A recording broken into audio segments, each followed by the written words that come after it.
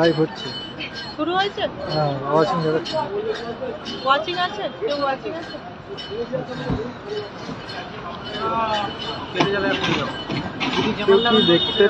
কেউ কি শুনতে পাচ্ছে? ওয়াচিং তো কেউ একটু কমেন্ট করবে যদি কেউ শুনতে পেয়ে থাকো। এই তো একজন দেখবে, রামিজ ভাই দেখছে। রামিজ ভাই শুনতে পাচ্ছ? রামিজ ভাই একটু কমেন্ট করো।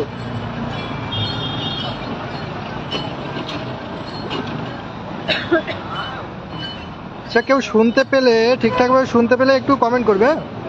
এই ব্যাক ক্যামেরা অন হয়ে গেল।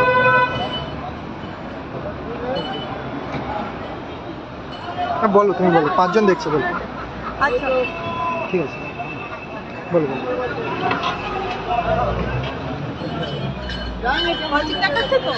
আচ্ছা ঠিক আছে। আজকে আমরা আগে লাইভটাতে দেখেছেন যে আজকে আমরা এপিসিতে এসেছিলাম। এপিসি থেকে আমরা এসেছিলাম হচ্ছে বিকাশ ভবনে। বিকাশ ভবনে এই জন্যই এসেছিলাম, দুটো কাজ নিয়ে এসেছিলাম। যেহেতু শিক্ষা দপ্তর আমাদের ভ্যাকেন্সি দেন, সেই ভ্যাকেন্সিটার কাজ কত দূর বা ভ্যাকেন্সি কত রয়েছে আমাদের সেটা জানার বিষয় ছিল, এবং ল সেলের সাথে দেখা করতে এসেছিলাম যে আমাদের কিছু কেসের ব্যাপারে আপডেট নেওয়ার জন্য। তো এখানে অনেকক্ষণ ওয়েট করার পর সেক্রেটারি, যে মুখ্য সচিব রয়েছেন, মুখ্য সচিবের সাথে দেখা হয়নি। মুখ্য সচিব পাঠিয়ে দিয়েছিলেন হচ্ছে যে স্কুল এডুকেশন কমিশন, যিনি, ঠিক আছে, স্কুল এডুকেশন কমিশনারের কাছে আমরা গেলাম। গিয়ে ওনাদেরকে আমাদের একটাই জিজ্ঞাসা ছিল যে যেহেতু আমরা এপিসিতে যতবার যাচ্ছি চেয়ারম্যানের বক্তব্য হচ্ছে কাজ চলছে, 17দের নিয়েও কাজ চলছে, 22দের নিয়েও আমরা চিন্তা ভাবনা করছি, 22দের নিয়ে কাজ চলছে। তাহলে কাজ চলছে, কি কাজ চলছে? আমরা এখানে আজকে জানতে এসেছিলাম যে আমাদের 22দের আপ টু ডেট ভ্যাকেন্সি কত, সেটা কি পর্ষদ থেকে চাওয়া হয়েছে? উনি পরিষ্কার জানিয়ে দিলেন যে এর আগের, মানে আগের রিক্রুটমেন্টের ভ্যাকেন্সি যেটা চাওয়া চেয়েছেন, আমাদের কিন্তু নতুন করে কোনো ভ্যাকেন্সি এখনো অবধি চেয়েই পাঠাননি। ভালো করে বুঝুন। আমরা আজকে দেখা করলাম হচ্ছে স্কুল এডুকেশন কমিশনারের সাথে। উনি পরিষ্কার বললেন যে রিক্রুটমেন্ট তো আমাদের হাতে না, বোর্ড যেভাবে আমাদেরকে বলবে, যখন আমার থেকে ভ্যাকেন্সি চাইবে আমরা তখনই ভ্যাকেন্সি দেব, এবং যথেষ্ট আপ টু ডেট ভ্যাকেন্সি রয়েছে যথেষ্ট পরিমাণে। কিন্তু বোর্ড এখনো অবধি কোনো ভ্যাকেন্সি চায়নি।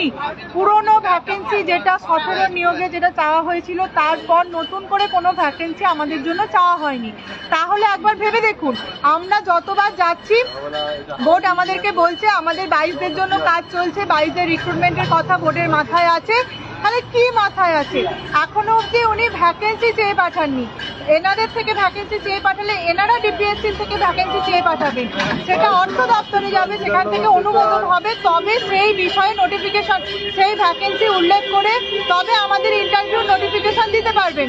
কিন্তু উনি এখনো অবধি কোনো ভ্যাকেন্সিও চেয়ে পাঠাননি।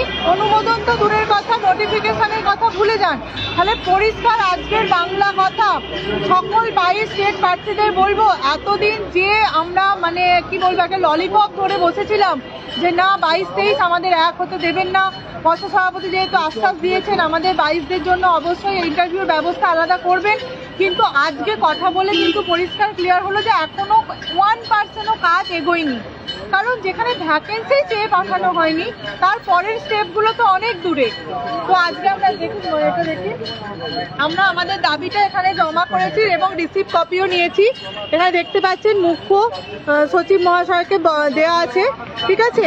আমরা এটা দিয়ে এসছি। এখন অবধি কোনো আপডেট ভ্যাকেন্সির সংখ্যা আমাদের জানাননি, এবং বোর্ডও এখানে থেকে কিছু সংখ্যা আমাদের 22দের জন্য কত ভ্যাকেন্সি আছে সেটা চেয়েও পাঠাননি। এবার আমাদের আসন্ন খুব বিপদ, চাকরি পাওয়া খুব সমস্যা। চাকরি মানে এটা বোঝাই যাচ্ছে যে সরকার এবং পর্ষদ কিন্তু কোনো রিক্রুটমেন্ট করতেই চাইছেন না। যতবার যাচ্ছি ওনারা কিন্তু ভালো ভালো কথা বলে আশ্বাস বাক্য দিয়ে আমাদের বাড়ি পাঠিয়ে দিচ্ছেন। এবার সবার ভবিষ্যৎ নিজের হাতে। পথে নামুন, পথে না নামলে এই আমরা যেমন আপনাদের জন্য ঘুরে ঘুরে খবর জোগাড় করে দিচ্ছি, আর আপনারা বসে শুধু খবর দেখছেন কোথায় কি হয়েছে, এই খবরই দেখতে রয়ে যাবেন, চাকরি পাওয়া হবে না যদি না পথে নামেন। এখানে লাইভটা শেষ করলাম। এবার নিজেদের সিদ্ধান্ত নিজেরা নিন।